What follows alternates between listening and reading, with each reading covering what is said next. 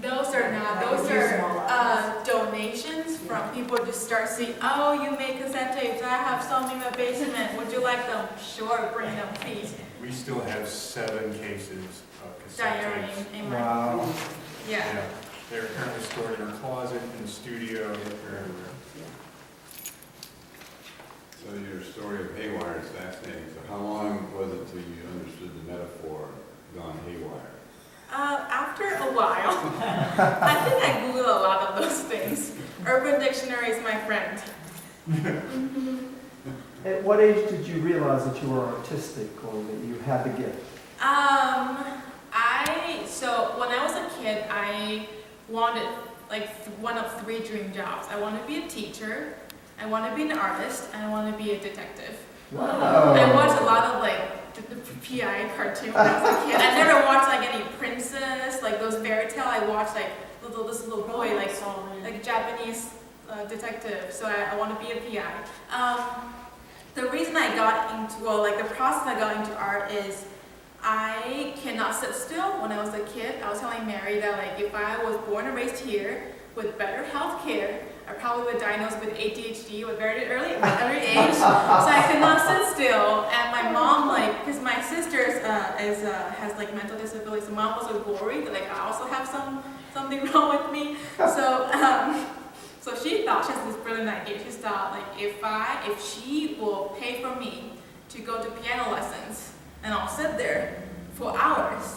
But little did she know, this finger is too short. Oh. I have a natural disadvantage of playing any musical instruments. Oh. So she thought, maybe I'll take her to some art classes. And then that's how I started like taking private drawing, painting lessons. Yeah. Questions for Michael? You look at Brian Denver? Yes, actually, that was someone I did look at later towards the end of grad school. I believe Don Kimes was the one that turned me on to him because I said, hey, he said, look, someone else is cutting materials similar to how you're doing it. He uses primarily antique books, and then he also adds a sculptural element to them by shaping them sometimes. It's really beautiful work. But, I mean, we searched high and low, meaning the faculty and the students, trying to figure out if anyone else was cutting magazines like I was, and the answer was no. So we had to like start digging towards people like Brian, who was cutting these books in a way to find some sort of like. Yours are flat, his are usually Yes, standing up. yes, his are very dimensional. He does, like I say, he just doesn't cut them. He has a method of how he shapes them inside of a casing. And then when he releases it, it has this really beautiful kind of sculptural. Hopefully yours will sell for $15K. Yeah, great. How long does it take you to do one of the magazines? Because one of the things that I've been very spoiled because I get to go in every day into the space and enjoy it. But I keep on going, I would not be able to do that.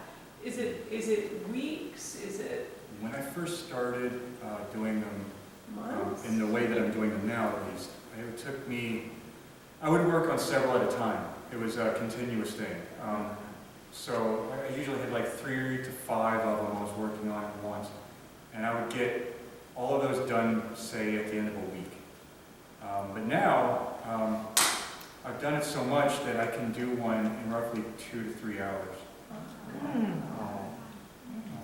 It's just, once I get in there and I'm looking and I'm cutting, I zone out, and that's all that exists. It's just me, the blade, and the material. So that process has gone a lot faster.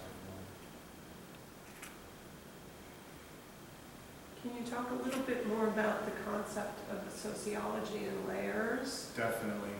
So, when thinking about our work together, our work is very different. But the one thing that we did have together was this love of layers. And we buy blades in bulk. We do. We I do. bet you do.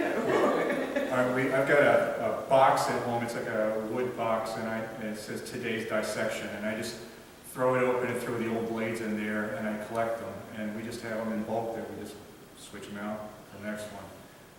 But, you know, that was one of the most common things that was between our works in there, at least. You know, we've got other things that we experiment with, but our main core always comes down to some sort of layers.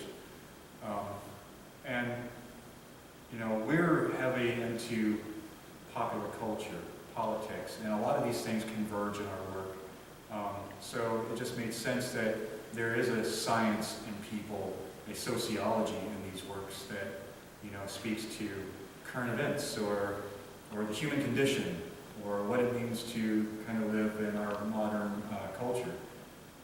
And so that's where the title came from, Sociology and Layers.